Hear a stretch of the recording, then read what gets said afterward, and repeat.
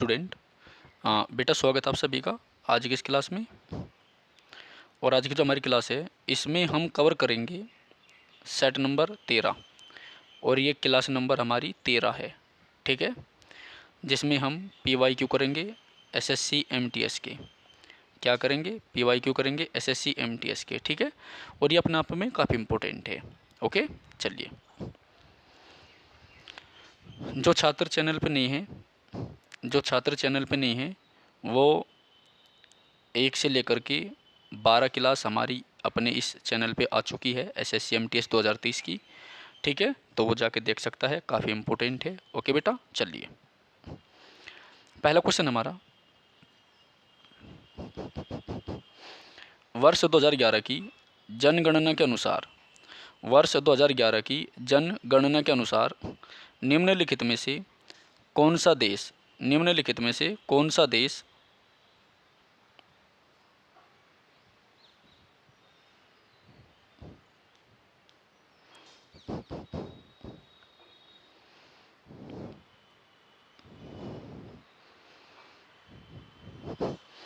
वर्ष 2011 की जनगणना के अनुसार निम्नलिखित में से कौन सा देश सबसे अधिक आबादी वाले शीर्ष 10 देशों की सूची में शामिल नहीं है? तो वो आपका कनाडा है। ठीक है, चलिए।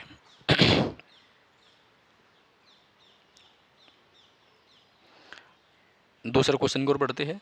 एक बार सभी छात्र जो है क्लास को लाइक कर दीजिए, चैनल को सब्सक्राइब कर दीजिए जो भी नहीं जुड़ रहे हैं। ठीक है, चलिए।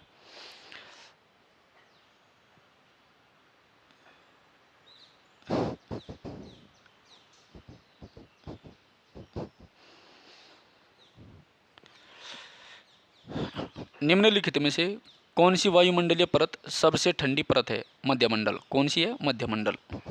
तो निम्नलिखित में से कौन सी वायुमंडलीय परत सबसे ठंडी परत है? मध्यमंडल है, याद रखना। निम्नलिखित में से किस राज्य में माघ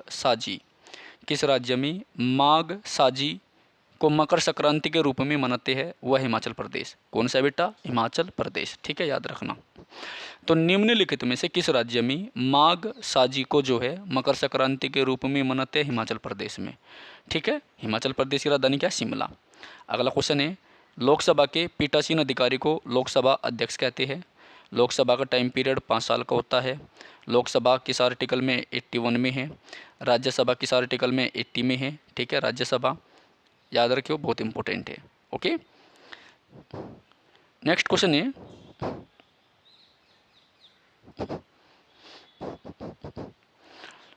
जो लोकसभा स्पीकर है वो लोकसभा उपाध्यक्ष को अपना त्यागपत्र देता है। 18वीं जो लोकसभा है, 18वीं लोकसभा यानी 2024 में जो चुनाव हुए हैं, इसमें लोकसभा अध्यक्ष कौन बना? ओम बिड़ला। ये ओम बिड़ला 17वीं लोकसभा में भी यही थे। ठीक है, तो ओम बिड़ला जो है ये राजस्थान के कोटा से MP है, याद रखना, बहुत इंपॉर्टेंट है। ठीक है, चलिए। नेक्स्ट क्वेश्चन, मुद्रा की एक इकाई अवधि में कितनी बार हस्तांतरण होता है? मुद्रा का एक इकाई अवधि में जितनी बार हस्तांतरण होता है उसे मुद्रा का संचलन वेग कहते हैं। क्या कहते हैं बेटा? मुद्रा का संचलन वेग कहते हैं। ठीक है, चलिए। निम्नलिखित में से कौन सा नृत्य महाराष्ट्र का एक लोकप्रिय नृत्य है? लावणी। इंपॉर्टेंट क्वेश्चन है। जो लावणी है ये महाराष्ट्र का एक लोकप्रिय नृत्य है। ठीक है, महाराष्ट्र की राजधानी क्या है? बम्बई। क्या है? बम्बई। तो महाराष्ट्र की राजधानी आपके बम्बई है, याद रखना। ठीक है बेटा, चलिए। नेक्स्ट है, शास्त्री सेन 2004 से 5 के संगीत नाटक अकादमी पुरस्कार की गौरवान्वित प्राप्त करता है। वह किस नृत्य शैली के लिए पहचानी जाती है? कथक के लिए। किस नृत्य शैली के लिए पहचानी जाती है? कथक के लिए। ठीक है, याद रखना। किस नृत्य शैली के लिए पहचानी जाती है? कथक के लिए। ठीक है, याद रखना, बहुत इंपॉर्टेंट है। चलो, अगला है, निम्नलिखित में से किस अधिनियम ने प्रांतीय स्तर पर द्वैध शासन प्रणाली को त्याग दिया था? लोकप्रिय रूप से निर्वाचित प्रांतीय विधानसभाओं के उद्गमन में सहायता की थी? वह भारत सरकार अधिनियम। कौन सा है बेटा? भारत सरकार अधिनियम 1935। कौन सा है? भारत सरकार अधिनियम 1935। ठीक है, याद रखना। नेक्स्ट है, निम्नलिखित में से किस उपकरण का उपयोग हवा या गैस की आर्द्रता को मापने के लिए किया जाता है? हवा या गैस की आर्द्रता को मापने के लिए किया जाता है बेटा? वो है आपका हाइग्रोमीटर। कौन सा है? हाइग्रोमीटर। कौन सा है? हाइग्रोमीटर। ठीक है, तो हाइग्रोमीटर का जो प्रयोग होता है हवा की आर्द्रता को मापने के लिए किया जाता है। ठीक है, याद रखना।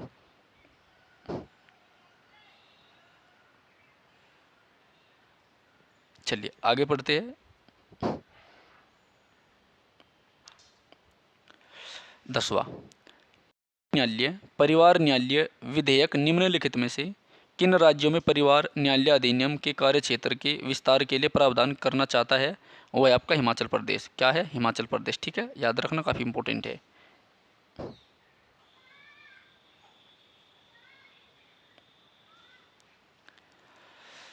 ग्यारहवां क्वेश्चन,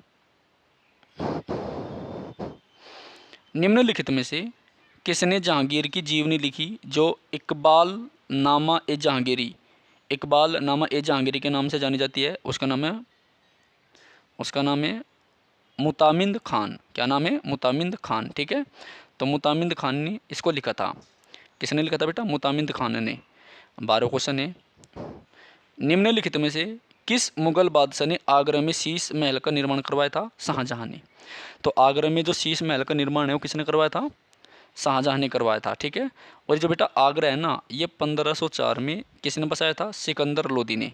किसने बसाया था? सिकंदर लोदी ने। ठीक है, याद रखना, सिकंदर लोदी ने इसको बसाया था 1504 में, और साथ में अपनी राजधानी भी बनवाया था। ठीक है, सिकंदर लोदी जो है लोदी वंश का शासक था, काफ़ी इंपॉर्टेंट है। आपको पता ही है शाहजहां ने क्या करवाया था? शाहजहां ने ताजमहल बनवाया था। ठीक है, ताजमहल बनवाया था, बहुत इंपॉर्टेंट है। दिल्ली का लाल किला भी शाहजहां ने ही बनवा रखा। ठीक है, लाल किला जो है दिल्ली का, ये शाहजहां ने ही बनवाया हुआ है। ठीक है, नेक्स्ट,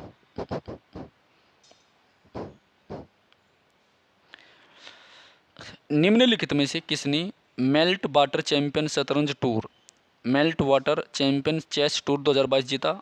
मैग्नस कार्लसन। ये मैंने आपको बताया था, ये नॉर्वे का है। कहाँ का है? ये नॉर्वे का है। और नॉर्वे की राजधानी क्या है? नॉर्वे की राजधानी ओस्लो। ओस्लो राजधानी है। और इसको किसने हराया? आर प्रगनंदा ने। आर प्रगनंदा ने। ठीक है, जो भारतीय है। तो मैग्नस कार्लसन जो है चेस का यानी शतरंज का वर्ल्ड का फेमस ग्रैंड मास्टर है। ठीक है, याद रखिए, बहुत इंपॉर्टेंट है। अगर कोई आपसे पूछ ले कि जो कार्लस मैग्नसन है, इसका संबंध कार्लस मैग्नस या मैग्नस मैरेगस कार्लसन, क्या नाम है यार, मैरेगस कार्लसन जो है, इसका संबंध किस खेल से है? तो आपका आंसर क्या होगा? चेस। क्या होगा बेटा? चेस। ठीक है, चलिए नेक्स्ट है लवलीना बोर्गोहेन। लवलीना बोर्गोहेन किस खेल से संबंधित है? मुक्केबाजी से। लवलीना जो है वो मुक्केबाजी से संबंधित है, याद रखना। 2011 की जनगणना के अनुसार निम्न में से किस राज्य की जनसंख्या सर्वाधिक थी? उत्तर प्रदेश की। काफ़ी इंपॉर्टेंट है। तो उत्तर प्रदेश दिवस कब मनाया जाता है? 24 जनवरी को। ठीक है, और 25 जनवरी को राष्ट्रीय मतदाता दिवस मनाते हैं। ठीक है, तो 24 जनवरी को जो है क्या मनाते हैं हम? उत्तर प्रदेश दिवस मनाते हैं। 25 जनवरी को राष्ट्रीय मतदाता दिवस मनाया जाता है। ठीक है, याद रखना, काफ़ी इंपॉर्टेंट है। चलिए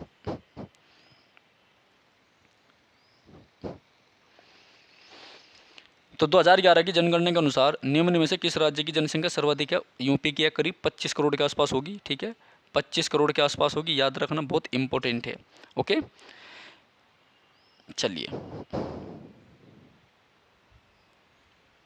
अगला क्वेश्चन है 16वां, कोशिका भित्ति का प्रमुख कार्य क्या है? यह कोशिका को आकार और दृढ़ता प्रदान करती है। कोशिका भित्ति का प्रमुख कार्य क्या है? यह कोशिका को आकार और दृढ़ता प्रदान करती है। ठीक है, याद रखना, काफ़ी इंपॉर्टेंट है।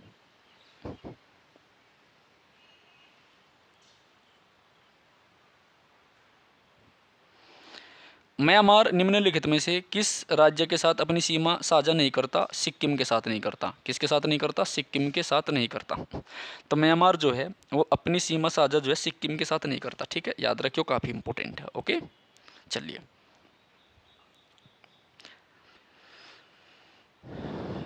अगला क्वेश्चन है 18वां, प्रार्थना समाज की स्थापना 1867 में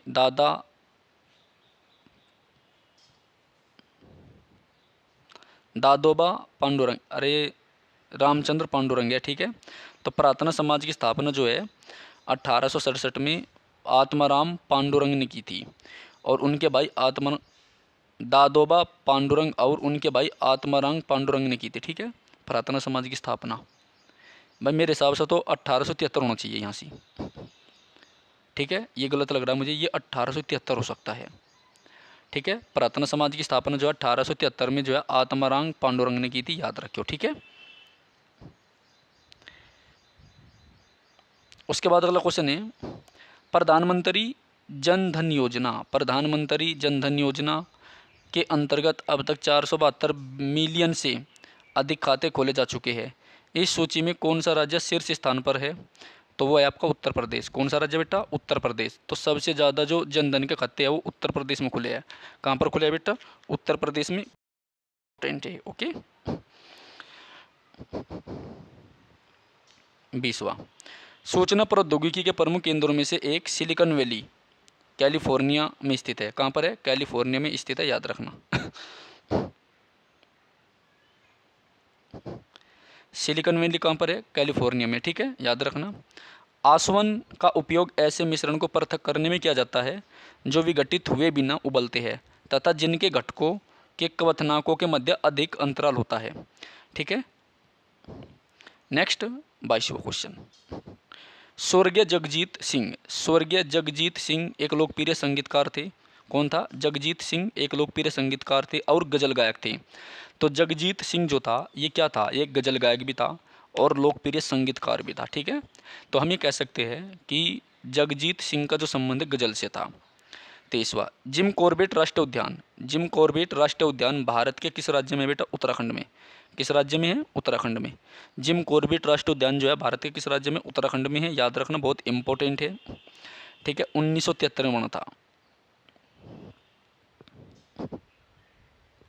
और पहले इसका जो नाम था वो हेली नामक राष्ट्रीय पार्क था, हेली राष्ट्रीय पार्क था, ठीक है।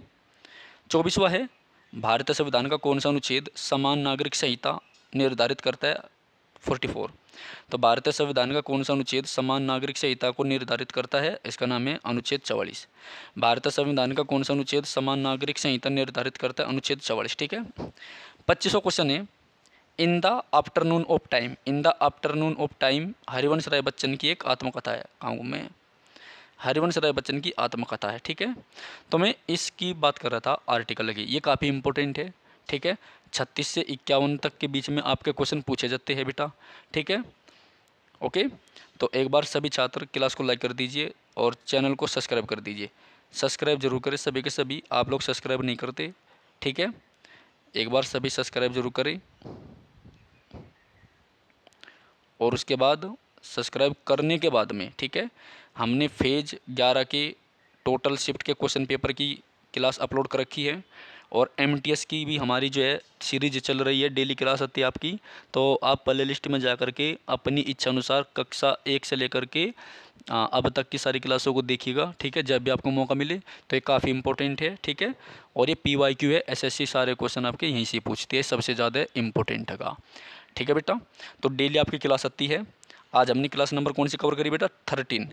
अभी हमारी क्लास कौन सी है? 13, ठीक है। अभी हमारी क्लास नंबर 13 है।